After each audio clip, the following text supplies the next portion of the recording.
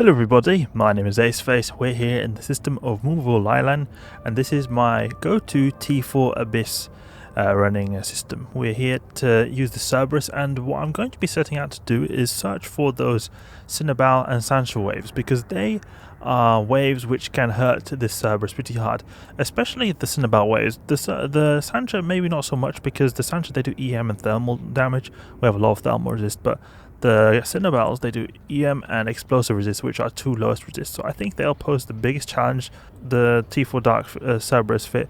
This is not a particularly expensive fit, 630 million, but I mean, there are cheaper Abyss fits out there, but there also are more expensive ones out there. And I think when you take into consideration the income you get from T4 Darks is pretty good. The filament prices of Darks are a little bit higher than they used to be. They go for 1 million nowadays. It used to be about 500,000, and I think it has to do with the buffs that the Mjolnir and the Cerberus got from the Uprising expansion, because both these two ships became very potent missile ships, and they excel, or maybe not excel, but they're at least pretty decent at doing the dark sides because of being very effective at taking out stuff with missiles. In the dark sides, missiles are the best weapon system to have. Before they weren't, the Mjolnir wasn't even a missile ship, and the Cerberus wasn't as good in terms of its tank. Now it's a lot tankier and got better fitting room to fit more tank. Okay. Just double check that I've not got any implants here. No implants, okay. Activate filament. Select cruiser, because I'm in a cruiser. And we'll hope for no ganks. And do I have enough ammunition? That's actually an important thing to see. Yeah, we seem to have a decent amount of ammunition. Okay. Move towards the bi-adaptive. Only got one web, but with the Cerberus I feel like one web is enough. I don't feel like we need two. Two would be really great though. The Caldari Navy is the more applicable missile type, since we'll get a better application here. Are we getting full damage? 600 volley?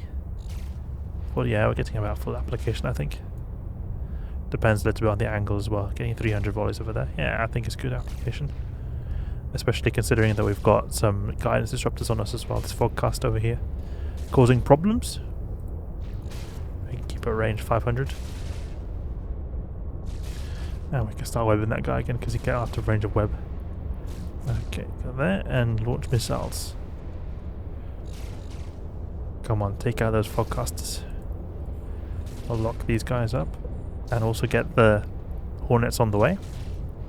And I want to take out the Rodiva, because these guys remote repair the drones so much that when you already have a really pretty bad application to these drones, you're going to be effectively doing so little damage to them. Because their remote repairs are going to sort of be more effective than they otherwise would be, because we're doing so much less damage. So only a small portion of our damage is coming through. Take out that Rodiva. Yeah, almost done. Spark Lance Tesla. These Spark Lancers can actually do a decent amount of damage to shield-based ships in the dark side. Like the Hawk, a shield-based frigate, the Assault frigate of the Caldari, has low EM resist. Exactly the same way the Cerberus has low EM resist. The Hawk and the Cerberus are actually very similar ships. Both have got good missile damage, kinetic damage based missiles, and they also have, I think, a range bonus and especially a very potent shield boost bonus as well. But they also share a common characteristic in their shields being very low in the EM department. And that causes a lot of problems from these Spark Lance drones, because if they swarm you, they can do a ton of damage. I've actually died with the Hawk multiple times in the Abyss to them. And rogue drones usually are seen as one of the easier type of waves in the Abyss, but if you pilot wrong and let them get on top of you, it's not going to be a good time. Let's stop shield boosting. Lock up the Blast Lance. And there we go. Next room, Sansha and Cynabals, where are you? We need to find them. I think we'll survive them because we've got a pretty beefy shield booster. Oh, the Kikimora waves, these can actually do a lot of damage, so it's good that we're facing them either way, because we get a good test from this. We'll go for the Ghosts first, because they're going to make our application worse. It's important to have application when you're in the dark side. Everything is going to be applying a little bit worse than usual due to the increased speed of everything. Let's go. Ghosting Kiki. Ooh, that's some big hits we get there. That's nice to see. The great thing about tanking Triglavians with the Cerberus is that we've got so much thermal resist, so we resist a lot of their damage. Explosive is low in our ship, but it's not the majority of the damage. You can see here only 32% explosive. So I just go for the Kikimoras because they do the most amount of damage. When you take them out, there's nothing really much more to tank. The Drekavac doesn't actually do a whole lot of damage in proportion to how much HP he has. Kikimoras are like a bunch of daggers trying to stab you, and the Drekavac is just trying to give you a little bit of a slap on the face. Okay, go for this Kiki over there. We don't have drones out, okay? I was thinking that they're trying to keep range, but the Kikimoras actually have a tendency to try to kite a bit, keep at 20 kilometer range. I was thinking, why are they staying there, not coming close to me? Do we get full application even without web? That would actually be pretty cool. We could actually switch over to the rage. We'll get even more damage then. Can recall drones because they're going to get annihilated by these guys. Great. I wonder what kind of application we get here. Oh yeah, we do more damage with the rage. That's great. We should be using rage more often. But there are a lot of ships which, if they're flying in a certain direction and they're like flying away from you, and you're completely webbed down, then rage can do a lot less application. Like we saw there, 500 volley. So some cruisers even, it's hard to get full application with range. The Ephialtes can sometimes have a good time avoiding you. But if I recall correctly, the previous test we did in the Cerberus, we were able to get rage to apply pretty much close to full. And we can even destroy Damavix because there's so much damage that even though we're not applying everything, we're still able to destroy those small mosquito frigates. I think we need to get a bit close to them. These Drekavacs like to keep their range a bit. I remember when I was using a Confessor with pulse lasers and an Afterburner, it was not a good time because you had so short range with the pulse lasers and you had so low mobility with an Afterburner and a Destroyer. So when I had a Drekavac once, it was keeping its range 20 kilometers away. It took me forever to get close to him because I had to be really close to be able to do any damage to him. It's not the case with the Cerberus. The Cerberus actually has naturally pretty long range. The only reason I would like to get close is because we're able to apply fully when we're close with the web over here. So that is a quite important aspect of the ship. But I think that we're able to apply fully without a web because the Drekavacs are pretty big ships. Maybe 10% less or something like that. A few damage points less, but should be alright. Okay, we get a bit of less damage. Oh yeah, actually quite a bit less damage there. See, they're only 500 volleys. We need to get closer. But we're able to hit far. That's a pretty cool thing about the Cerberus, but it's not so useful when you're not applying fully. That's the times when I think that, okay, it could be nice to have a target painter, it could be good to have a missile guidance computer, because those things work independent of range. They're sort of just there making your missiles naturally do more damage all the time. But the webs are very effective. They're a lot more effective than target painters and missile guidance computers, so they're able to buff your application so much. They're essential when you're using missile-based ships in the abyss, in my opinion. Especially the dark sides, because everything naturally is going a lot faster, so you're sort of reducing their speed, gaining a bit of a better upper hand here than you otherwise would. Because you're sort of going to reach a certain point of their speed where they're not really going to... It's not going to make a difference if they're going slower, you're still going to get full application. Okay, we've got some Illuminators. Those are the ones we want to take out first because they increase the application of Charybdis. But we've also got some Dissipators, and they could be good to take out as well because our capacity is not too strong on the Cerberus. But we've got a lot of tanks, so we are able to actually pulse the shield booster if we need to do that. Okay, let's just try going for the Illuminators first because they're going to make Charybdis hit hard.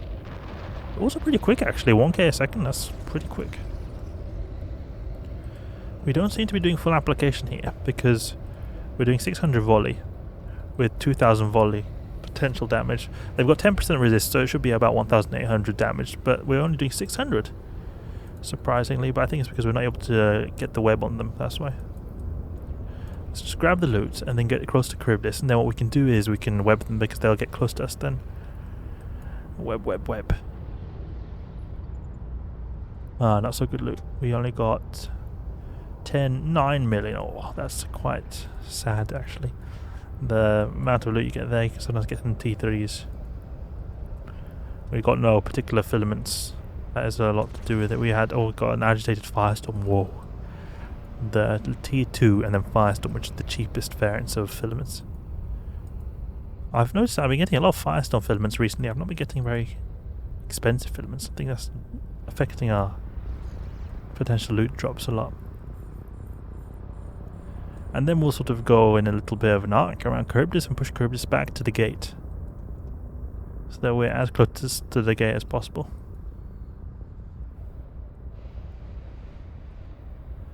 Illuminate is soon down, but we're still not doing too much application. It's actually better to use Caldari Navy, it seems. I thought it would be better to use the Rage on these. I feel sometimes it's good you do 900 volley, but even that is better to just use Caldari Navy, to be honest. A guy who got a wrecking shot right there, because I was thinking, why did we take so much shield damage? But it's because we got a wrecking shot. Go a little bit to the side. Launch a volley. So you do 800 damage there. That's still not full application because we get 1,400 damage, so we should be able to do 1,300 at max. Yeah, you can see we're doing more now. That's good. That's the stuff I want to see. And a good thing about the Caldari Navy as well is that they've got longer range and they've also got faster travel time, I believe. So they're going to hit the targets a bit quicker too. So it's going to feel twitchier. Let's approach Cerberus. Push Cerberus to the gates, because Cerberus always want to keep away from us. Push him closer. There we go. Now we go for rage, because Cerberus has no problem taking damage from our rage missiles. Move a little bit to the side. There we go. Yeah, great. We're getting full application now. You can see Cerberus just decides to pull range straight away. And we do 747 DPS. We can also deploy our drones to get some additional DPS. Let's get that up and running. I feel like the background here looks a bit like a gamma sight. It's very purpley. Usually the gamma sights are very purple in their nature. But dark sides can sort of be anything. I noticed that dark sides can sometimes be yellow, they can sometimes be just black, and they sometimes be purple. They're a little bit... They've got a little bit more fluid theme in their skyboxes. I think they look pretty cool and intimidating because it's very dark here, so it looks like a very shadowy area. A little bit dangerous. Not really able to get a good push on this Cerberus over here because it seems to be just pulling range in the other direction when I just jump past it, but it's also me that's not keeping a good pushing a motion on Cerberus. So if we sort of stay here, if I hold down Q and I'll go to fixed location, so I won't just cruise by, because if I cruise by then Cerberus is like, oh, he's over here, then I have to go there. Okay, we'll go to the origin conduit. We have an extraction node nearby, but those are usually not worth that much, so we'll skip that. Especially since we're not using our mobile tracked unit, though we are actually cruising as fast as an MTU would with 1000 meters a second. It takes a lot longer than using, say, an Afterburner, an MWD. It takes a lot longer than, say, an MWD. Those are really great to extract those extraction nodes. Let's go through the origin conduit. Alright, that was pretty easy. We got that dark side done very smoothly. Has a lot to do with that our shield booster is blinged out to oblivion. We need to still search for those Cynabal waves and the Sansha waves. We unfortunately didn't find any of them. Could possibly search in the test server for them because it's a bit easier to find them there. So we'll see what we'll do next. But it's great to know that this Cerberus works really well in the T4 Darks. A bit sad to see that the loot was so bad. It could be a lot better. But that's enough for now. T4 Dark Cerberus. If you did enjoy the video, please leave a like and subscribe. I'll catch you guys later.